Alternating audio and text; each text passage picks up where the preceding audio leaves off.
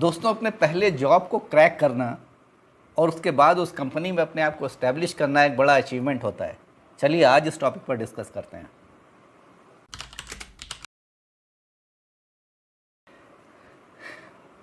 आज के competitive world में एक अच्छी कंपनी में एम्प्लॉयमेंट पाना एक बड़े अचीवमेंट के बराबर होता है।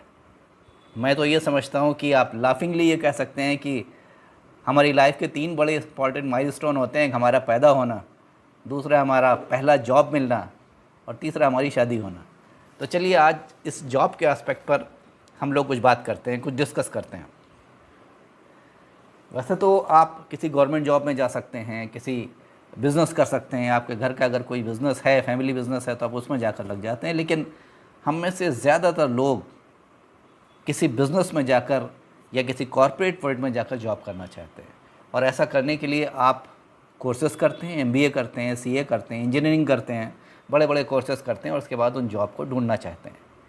अक्सर इन जॉब्स को की तैयारी में आप काफ़ी पैसे भी खर्च करते हैं और आप ये एक्सपेक्ट करते हैं कि आपका पहला जॉब आपको इतना दे जाए कि आपने जो खर्च किया है वो निकल आए। अक्सर आपने एजुकेशन लोन लिया होता है, तो ये पहला जॉब मिलना एक बड़ी एक्साइटमेंट की चीज़ होती है। अब इसमें एक स्टार्क रियलिटी आती है और वो रियलिटी ये है कि अगर आप किसी टॉप नॉच इंस्टीट्यूट में पढ़ रहे हैं, इंडिया की बात कर रहा हूँ मैं, आप IIT में पढ़ रहे हैं या आप IIM में पढ़ रहे हैं, तो आपको पहला जॉब आसानी से मिल जाता है, कैंपस इंटरव्यू से मिल जाता है, या और इक्विवेलेंट टॉप इंस्टीट्यूट्स में पढ़ रहे हैं तो आपको दिक्कत नहीं होती, वो जॉब आपको मिल जाता है। लेकिन अगर आप इन टॉप इंस्टीट्यूट्स में नहीं हैं, जो कि इंडिया के कुल 5% इंस्टीट्यूट्स में आपको कह सकता हूँ, अगर आप उनमें नहीं हैं तो आपका पहला जॉब में आपको स्ट्रगल करनी होती है। ये रियलिटी है, इससे आप भागने की कोशिश ना करें। आप इंजीनियरिंग कर रहे हों, MBA कर रहे हों, CA कर रहे हों, लॉ कर रहे हों, कुछ भी कर रहे हों, कोई भी प्रोफेशनल कोर्स कर रहे हों, अपना पहला जॉब ढूंढने में आपको स्ट्रगल करनी होगी और इंटरव्यू फेस करना होगा। तो आज का डिस्कशन हम कुछ पार्ट्स में डिवाइड करेंगे। एक, आप अपना कोर्स पूरा करके जब आप इंटरव्यू फेस करते हैं तो उसमें आपका क्या अप्रोच रहना चाहिए जिससे आपको एक अच्छी कंपनी शॉर्टलिस्ट कर ले। और उसके बाद सेकंड पार्ट में जब आप उस कंपनी में जॉब करने जाते हैं तो वहाँ आपका क्या अप्रोच रहना चाहिए और किस तरह से आपको उस जॉब को हैंडल करना चाहिए जिससे आप वहाँ पर इस्टेब्लिश हो सकें। और उसके बाद थर्ड फेस आता है कि अगर आप उस कंपनी से शिफ्ट कर रहे हों तब आपको सर्च ऑफ कंपनी में क्या देखना है। तो कंपनी आपका इंटरव्यू नहीं करेगी, आपको भी सर्च करना है कि कंपनी कैसी है। तो ये 3 एस्पेक्ट्स पे हम डिस्कस करेंगे। मोस्टली आप में से जो लोग प्रोफेशनल कोर्स कर रहे हैं या करना चाहते हैं और कॉर्पोरेट वर्ल्ड में जाना चाहते हैं, बाकी और दूसरे तरह के जॉब्स की डिस्कशन आज हम नहीं करेंगे, फिर कभी कर सकते हैं। तो चलिए, मान लीजिए आपने MBA कर लिया या आपने इंजीनियरिंग कर ली और उसमें लाखों खर्च कर दिया। अब आप चाह रहे हैं कि आपको पहला जॉब मिले और आपके इंस्टीट्यूट में कुछ कैंपस इंटरव्यू हो रहे हैं या आप बाहर इंटरव्यू देने के लिए जा रहे हैं। तो इन दोनों केसेस में इंटरव्यू के कुछ टिप्स हैं तो शायद आपको पता भी हों, या अगर ना पता हों तो मैं बताता हूं। ये इंपॉर्टेंट और प्रैक्टिकल टिप्स हैं जो आपको याद रखने में, आपको इंटरव्यू फेस करने में आसानी होगी। एक तो ये कि आप फोकस्ड रहिए कि आप क्या चाहते हैं। उस कंपनी के सामने जब आप इंटरव्यू देने बैठें तो आपका ऑब्जेक्टिव क्लियर होना चाहिए। अगर आपसे ये क्वेश्चन हो तो you should be very clear in telling your objective. Focused और कॉन्फिडेंट होना चाहिए। ऐसा नहीं हो कि आप अपनी मजबूरी उसके सामने डिपिट कर रहे हो कि आपके पास जॉब नहीं है, यू नीड अ जॉब, और आप बिल्कुल नए हैं। No, you know certain things. आपने एक प्रोफेशनल कोर्स किया है, उसके लिए आप कॉन्फिडेंट रहें और क्या आप चाहते हैं इस बात में आप फोकस रहें, क्योंकि कोई भी कंपनी एक कॉन्फिडेंट आदमी को लेना पसंद करती है। Secondly, try to be well dressed. Well dressed रहना हमेशा अच्छा रहता है। कैजुअली ड्रेस होकर इंटरव्यू देने ना जाएं, वो ज़्यादा बेहतर है। और जितने इंटरव्यू पॉसिबल हो दे दें। आपको उस कंपनी में नहीं भी जाना हो तो भी इंटरव्यू देकर आ जाएं, क्योंकि इंटरव्यू आप जितना ज़्यादा देंगे फ्लुएंसी उतनी हो जाएगी। आप इंटरव्यू बोर्ड के सामने उतना ही कंफर्टेबल फील करेंगे और आसानी से अपने आप को एक्सप्रेस कर सकेंगे, क्योंकि उसी 10 मिनट में आप जो अपने आप को एक्सप्रेस कर देते हैं वही आपको इंटरव्यू बोर्ड को एक्सप्रेस करने में, इम्प्रेस करने में मदद करता है। इसलिए जितने इंटरव्यू हो सकें आप दे दें। जो आपको ज्वाइन करना या नहीं करना आपकी अपना डिसीजन है। पॉजिटिव रहें और नेगेटिव आंसर्स ना दें। अगर आपका कोई ऐसा क्वेश्चन हो जो आपको नहीं भी आता तो नो, आई डोंट नो, ये कहने से बेहतर ये है कि आप ये कह दें I will try to learn that. इस तरह से आप निगेटिव आंसर्स को अवॉइड करें। अगर कहीं बिल्कुल देना हो तो आप कह सकते हैं, सॉरी भी कह सकते हैं, नेगेटिव आंसर भी दे सकते हैं, मगर वो देते वक्त भी आपका चेहरा और आपका एक्शन पॉजिटिव होना चाहिए। तो वो पॉजिटिविटी आपके इंप्रेशन से झलकनी चाहिए इंटरव्यू बोर्ड के सामने। और लास्ट और मेरे ख्याल तो जो सबसे इम्पॉर्टेंट है वो ये कि आपको जेन्युइन रहना है। मैं उतना ट्रूथफुल रहने को नहीं कह रहा हूँ जो 3 इडियट्स में राजू रस्तोगी था, आपने शायद देखी होगी। आई एम नॉट सेइंग कि आप उतने ट्रूथफुल हो जाइए, लेकिन फिर भी जेन्युइन रहिए, क्योंकि जो इंटरव्यू बोर्ड होता है, जो इंटरव्यू ले रहा होता है, वो ये जानता है कि आप कब जेन्युइन हैं और कब आप जेन्युइन नहीं हैं, कब आप झूठ बोल रहे हैं। वो काफ़ी एक्सपीरियंस्ड होता है, आप उसको क्रॉस नहीं कर पाएंगे। इसलिए जेन्युइन रहिए और पॉजिटिवली आंसर दीजिए। जिस चीज़ के बारे में आपको नहीं आता हो, पॉजिटिवली उसको मना कीजिए, उसमें नेगेटिविटी ना आने दीजिए। इस इम्प्रेशन से अगर आप इंटरव्यू देंगे तो मोस्ट प्रॉब्ली आप ज़्यादातर इंटरव्यूज़ में क्लियर हो जाएंगे, कोई इशू नहीं होगा। अब आप अपनी पहली जॉब में आ गए, आपको इंटरव्यू मिल गया। अब हो सकता है उसमें फाइनेंशियल जो वो आपको रेम्यूनरेशन है, रिवार्ड हैं, वो उतने हों या उतने ना हों, दोनों केसेस हो सकते हैं। कभी कभी किसी को पहला जॉब ही बड़ा अच्छा मिल जाता है और कभी कभी उसमें कुछ फाइनेंशियल इश्यूज होते हैं। डू नॉट वरी, अपने पहले जॉब को अपनी इंटर्नशिप समझिए कि आपने एक थियोरेटिकल कोर्स पूरा किया है, अब आप एक प्रैक्टिकल ट्रेनिंग के लिए है, और इस जॉब में ज़्यादा से ज़्यादा लर्न करने की कोशिश कीजिए। फाइनेंशियल्स आपके ठीक हो जाएंगे अपने आप ही। You grow in your career path. 1 साल 2 साल लगता है, आप अर्न करने लग जाएंगे, उसका कोई इशू की बात नहीं है। उससे आप ये ना सोचें कि अरे मेरा पहले जॉब में मुझे इतना कम मिल रहा है, that is not an issue. जब आप जॉब करने जाएं तो अपने आप को इस्टेब्लिश करने के लिए अपने एरिया ऑफ स्पेशलाइजेशन पर श्योर रहें, और उसमें आपकी ये एक्सपर्टीज़ होनी चाहिए कि लोग आपसे उस एस्पेक्ट के बारे में पूछें जो आपका एरिया ऑफ स्पेशलाइजेशन है। लेकिन अगर आपको कोई वहाँ ऐसा काम दिया जाता है जो उस स्पेशलाइजेशन के बाहर का हो, तो प्लीज़ उस काम को करने से इनकार कभी ना करें। उस काम को करें, उस काम को सीखें, क्योंकि कंपनी वो आपसे काम लेना चाहेगी जो उसको रिक्वायरमेंट है। कंपनी आपको वो काम नहीं देगी जो आपको आता है, वो आपको वो काम देगी जिसके रिक्वायरमेंट उसे है, और आपको अपनी एक्सपर्टीज़ उसके काम में प्रूव करनी होगी। तो आपका जो भी एक्सपर्टीज़ है, जो भी स्पेशलाइजेशन है, उसमें आप स्ट्रेंथ रखें, लेकिन आप कंपनी के दिए हुए काम को कम ना समझें, उसे इग्नोर ना करें और उसमें परफॉर्म करें। सेकेंडली, जो अब बहुत ज़रूरी हो गया है पिछले कुछ 1 साल से शायद, कि आपको किसी न किसी एआई टूल्स में अपने आप को एक्सपर्ट बनाना पड़ेगा। अगर आप एआई मॉडल्स नहीं जानते तो कम से कम यूज़र लेवल पर आपको आर्टिफिशियल इंटेलिजेंस का इस्तेमाल आना चाहिए, क्योंकि आजकल हर जगह और हर फील्ड में, स्पेशली जो यंग ग्रेजुएट्स आ रहे हैं, उनसे ये एक्सपेक्ट किया जाएगा कि वो टेक्नोलॉजी के हायर चीज़ों को अडॉप्ट करें। तो अगर आप उसमें एक्सपर्टीज़ रखते हैं या आपकी उसमें नॉलेज है, तो ये आपका अपर हैंड होगा उस कंपनी में, आपकी जो नॉर्मल नॉलेज है, जो बेसिक नॉलेज है, उसके अलावा।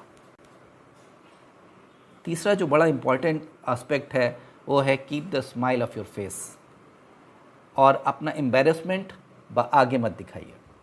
अगर आपको किसी चीज़ पर क्रिटिसाइज़ किया गया है या किसी चीज़ पर आपको डांट दिया गया है, तो अपने आप का, अपना जो अंदर का एम्बेरसमेंट है, उसको अपने चेहरे पर आने से रोकें, उसको ना आने दें, और स्माइलिंग फेस रखें, पॉजिटिव फेस रखें। अगर आपको आपके ऑर्गेनाइजेशन में किसी ने कोई ऐसी बात कह दी जो ख़राब लगी है आपको, आप किसी और से डिस्कस करें जो आपके भरोसे का आदमी हो, और इमीडिएट रिस्पॉन्स ना करें। अगर आपको रिटॉर्ट करना भी है, रिस्पॉन्स करना भी है, तो अपने आप को टाइम दें और उसके बाद रिस्पॉन्स करें अगर आप चाहें तो। अगर आप इस चीज़ को करेंगे, अवॉइड करेंगे ये नी जर्क रिस्पॉन्स को, तो आप काफ़ी सिचुएशन से सेल थ्रू हो जाएंगे, और जब आप आगे जाएंगे और पीछे पलट कर देखेंगे तो आपको लगेगा कि हाँ, आपने ठीक किया था। आपके करियर के लिए ये इम्पॉर्टेंट बात है। नेक्स्ट थिंग ये है कि आपका जो प्रैक्टिकल काम है जो आपको वहाँ मिलेगा, वो आपके थ्योरेटिकल पढ़ाई से बिल्कुल अलग होगा। जो आप पढ़ कर के गए हैं और जो वहाँ आपको करने को मिलेगा, वो बिल्कुल अलग होगा। उससे डिस्करेज ना हो। जो प्रैक्टिकल काम वहाँ आपको करने को मिला है, उसको सीखें। अपनी थ्योरी को, उस प्रैक्टिस को सीखने का बेस बनाएं, ना कि अपनी थ्योरी को अपनी कमज़ोरी मत बनाएं कि मैं इस चीज़ में स्पेशलिस्ट हूँ, मुझे ये आता है, I want to do this, या I want to do this things in this particular manner. नहीं, आपको उस तरह से करना होगा जैसे वो कंपनी आपसे कराना चाहती है। नेक्स्ट पॉइंट, जब आप कंपनी में काम करते हैं किसी कॉर्पोरेट वर्ल्ड में, तो अक्सर आप ग्रुप्स में काम करते हैं। तो उस ग्रुप की जो भी ताना बाना होता है उसको समझने की कोशिश कीजिए। आपका बॉस का आपसे कैसे कम्युनिकेशन है, आपके कोलीग्स का से आपका क्या रिलेशन है, आपसे जो नीचे है जो आपको रिपोर्ट कर रहा है या आप किसी टीम को लीड कर रहे हैं, तो आप अपनी टीम को कैसे साथ लेकर चलेंगे। बी अ टीम मैन, क्योंकि एक कॉर्पोरेट वर्ल्ड में वो ये देखते हैं कि आप टीम लेकर चल सकते हैं या नहीं। अगर आप चल सकते हैं तो आपको प्रमोट करते हैं, अगर आप नहीं चल सकते हैं तो आप जहाँ हैं आप वहीं रहेंगे। Next, do not see the clock, घड़ी मत देखिए और किसी दूसरे को दिखाइए भी मत कि आपके बॉस ने अगर आपको 7 बजे एक काम दिया है तो आप उसको कहें कि boss it's 7 o'clock, don't do that. आपके जॉब में, आपके कॉर्पोरेट वर्ल्ड में जो चीज़ मायने रखती है वो आपका परफॉर्मेंस और आउटपुट, घड़ी का वहाँ कोई रोल नहीं है। इसलिए अपने काम को प्लान करके सही तरीके से करें अगर आपको टाइम से निकलना है तो, लेकिन अगर वो नहीं होता तो कॉन्सेंट्रेट ऑन योर वर्क। घड़ी is less important, work is more important. Work life balance पर हम किसी और दिन डिस्कस कर लेंगे, but not in your first job जो आपने के ग्रेजुएशन करने के बाद आपको इमीडिएटली मिली है। नेक्स्ट एक बड़ी इंपॉर्टेंट चीज़ ये है कि अपनी एरोगेंस को संभाल कर रखिए। आपकी ईगो और आपकी एरोगेंस बहुत इंपॉर्टेंट है आपके कॉर्पोरेट वर्ल्ड में। मैं फिर से कह रहा हूँ, आपकी ईगो और आपकी एरोगेंस बहुत इंपॉर्टेंट है आपके कॉर्पोरेट वर्ल्ड में, मगर वो एरोगेंस और वो ईगो आपके काम में होनी चाहिए, ना कि आपकी स्पीच में, ना कि आपके एक्शन में। आपकी स्पीच और आपके एक्शंस हम्बल होने चाहिए, लेकिन आपका काम एरोगेंट होना चाहिए। उस काम की एरोगेंस आपको ग्रेट बनाती है, लोग आपको एक्सेप्ट करेंगे। अगर आपके काम में वो स्टाइल है और वो रिज़ल्ट है जो शायद दूसरे के कामों में नहीं है, तो you will be stand out, आप सबसे अलग पहचाने जाएंगे। लेकिन वो एरोगेंस, वो ईगो आपके काम में होनी चाहिए। कॉर्पोरेट वर्ल्ड में स्मार्ट नो कहना भी आपको आना चाहिए। अगर कोई काम ऐसा है जो आप नहीं कर सकते, या वो आपका नहीं है, या आपको लगता है कि आप पर ज़बरदस्ती इम्पोज किया जा रहा है, you should know how to say no. एक स्मार्ट नो कहना भी एक आर्ट होती है। अपने कॉर्पोरेट वर्ल्ड में जाने से पहले उस आर्ट को सीख लीजिए, आपके काम आएगी। हालांकि मेरा कहने का ये मतलब नहीं है कि आप रोज़ नो कहने और हर बात को आप मना करने लग जाएं, आप अवॉइड करने लग जाएं, ये मतलब नहीं है। लेकिन कोशिश करें कि जब आप नो बोलें तो भी इतना पोलाइट और इतना पॉजिटिव हो कि सामने वाले को बुरा ना लगे। लास्ट चीज़, चाहे आपको वो कंपनी कितनी भी अच्छी लगती हो और चाहे आप वहाँ कितने भी सेटिस्फाइड क्यों ना हो, अपने आप को इक्विप करिए एक दूसरे जॉब में शिफ्ट करने के लिए। टेस्ट करते रहिए कि मार्केट में आपकी वैल्यू क्या है। इसलिए अपनी नेटवर्किंग को बढ़ाते रहिए, बाहर की दूसरे की कंपनी के लोगों से बात करते रहिए, जिससे अगर कोई ऐसा मौका आए कि आपकी कंपनी आपको कह दे कि you are not required from the next day, तो आप कह सकें थैंक यू सो मच, मैं जा रहा हूँ। इसका ये मतलब नहीं है कि आप इस्तीफ़ा जेब में रखकर घूमें, लेकिन you should be prepared to leave. Corporate world आज का ऐसा ही है। अगर आप ये कर सकते हैं, you will be a successful person even in your first job, और उसके बाद आपकी सैलरी के इंक्रीज़ में कोई इशू नहीं आएगा अगर आप ये चीज़ें मैनेज करके चल सकते हैं। बेसिक थिंग, आपका जो कॉम्पिटेंसी है, जिस चीज़ के लिए आपको हायर किया गया है, उसमें आपकी स्किल लेवल एक्सेलेंट होना चाहिए। उसके अलावा ना आप एरोगेंस आपके काम में दिखेगी, ना आपके काम में ईगो दिखेगा, ना आप स्मार्ट नो कह पाएंगे, ना आप टाइम से काम कर पाएंगे। इसलिए वो होना, आपका स्किल, आपका नॉलेज बेस का स्ट्रांग होना बहुत ज़रूरी है। चलिए, अब आपका पहला जॉब भी मिल गया और आप वहाँ सेट भी हो गए, लेकिन आपकी मेन ग्रोथ आपके नेक्स्ट जॉब में आती है, जब आप सीख चुके होते हैं और अब आपको दूसरी कंपनीज ऑफ़र करती हैं कि भाई आप हमारे यहाँ आ जाइए। हो सकता है आपकी इस कंपनी को आप छोड़ना ना चाहें, दैट्स फेयर इनफ। अगर आपकी कंपनी अच्छी है, देयर इज़ नो प्रॉब्लम। लेकिन अगर नहीं और आप शिफ्ट करके दूसरे जॉब में जाते हैं, तो अब आप कंपनी को चूज़ कर सकते हैं। और जब आप कंपनी को चूज़ करेंगे तो आप कंपनी में क्या देखेंगे, ये चीज़ें आप अपने पहले जॉब में भी देख सकते हैं अगर आपके पास एक से ज़्यादा ऑफ़र हो। तो उसके देखने की कुछ चीज़ें हैं। ये लिंक्डइन ने एक स्टडी करी है अभी। लिंक्डइन एक बड़ा प्रोफेशनल प्लेटफॉर्म है जॉब्स के लिए, आप जानते हैं उसको। और उसने एक स्टडी की है और उसमें उसने इंडिया की टॉप 25 कंपनीज़ को शॉर्टलिस्ट किया है। मैंने एक लिंक दिया है डिस्क्रिप्शन में, आप जाकर देख लीजिएगा। बहुत बढ़िया कंपनी, इन्फोसिस इज़ नंबर 1 उसमें, एसेंचर है नंबर 2 पर। तो ये कंपनीज़ हैं, गूगल है, तो ये कंपनीज़ हैं, इनमें आप ये टॉप की 25 कंपनीज़ हैं कंसिडरिंग द जॉब कंडीशंस। ऐसा नहीं है कि इनकी प्रॉफिटेबिलिटी के हिसाब से इनको रैंक किया गया है, यहाँ आप अपना कैरियर कैसे डेवलप कर सकते हैं इसलिए रैंक किया गया है। तो आप अगर जाना चाहते हैं, देखना चाहते हैं, तो लिंक में देख लीजिएगा, उसमें इन कंपनीज़ के नाम भी दिए हैं। लेकिन आप खुद अगर किसी कंपनी को सेलेक्ट कर रहे हैं तो आप उसमें क्या देखेंगे? आप उसमें ये देखेंगे कि वहाँ प्रमोशंस के क्या ग्राफ है। अगर आप जूनियर या मिडिल लेवल पे ज्वाइन कर रहे हैं तो वहाँ से टॉप लेवल तक जाने में आपको कितना टाइम लगता है। स्किल ग्रोथ, आपकी अपनी स्किल की वहाँ पर क्या ग्रोथ हो रही है। अगर कोई कंपनी ऐसा है जो आपसे रूटीन जॉब देती है और वहाँ आपकी स्किल ग्रोथ नहीं है, तो इस बेहतर है कि उस कंपनी से दूर रहा जाए, क्योंकि आपकी अपनी स्किल की ग्रोथ होना उस कंपनी में बहुत ज़रूरी है आपके डेवलपमेंट के लिए।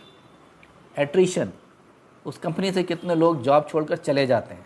अगर आपने किसी कंपनी में देखा है कि यहाँ तो एट्रिशन रेट बहुत ज़्यादा है, लोग जॉब ज्वाइन करते हैं और कोई ऐसा लो आदमी नहीं है जो 8 साल 10 साल 20 साल उस कंपनी में काम कर रहा हो, तो इसका मतलब है कि वहाँ पर कुछ इश्यूज़ हैं, कल्चर रिलेटेड इश्यूज़ हो सकते हैं या कोई भी हो सकता है। तो उस कंपनी की रैंकिंग उतनी अच्छी नहीं होगी। उस कंपनी में काम करते हुए आपको दूसरी कंपनी कैसे ऑब्ज़र्व करती है, that is an external opportunity. अगर आपको छोड़ना पड़ जाए तो दूसरी कंपनी क्या आपको हायर करेगी, ये फैक्टर भी इम्पॉर्टेंट होता है किसी कंपनी को डिसाइड करने में। कंपनी एफिनिटी, वो कंपनी का कल्चर आपसे कितना क्लोज है, वो आपके पर्सनल डेवलपमेंट के बारे में या आपके रिक्वायरमेंट के बारे में कैसे ध्यान रखती है, इस चीज़ को भी वॉच करना ज़रूरी है। और देन जेंडर डाइवर्सिटी, स्पेशली अगर आप एक फ़ीमेल कैंडिडेट हैं तो आप ये भी ऑब्ज़र्व करें कि उस ऑर्गेनाइजेशन में जेंडर डाइवर्सिटी का क्या लेवल है।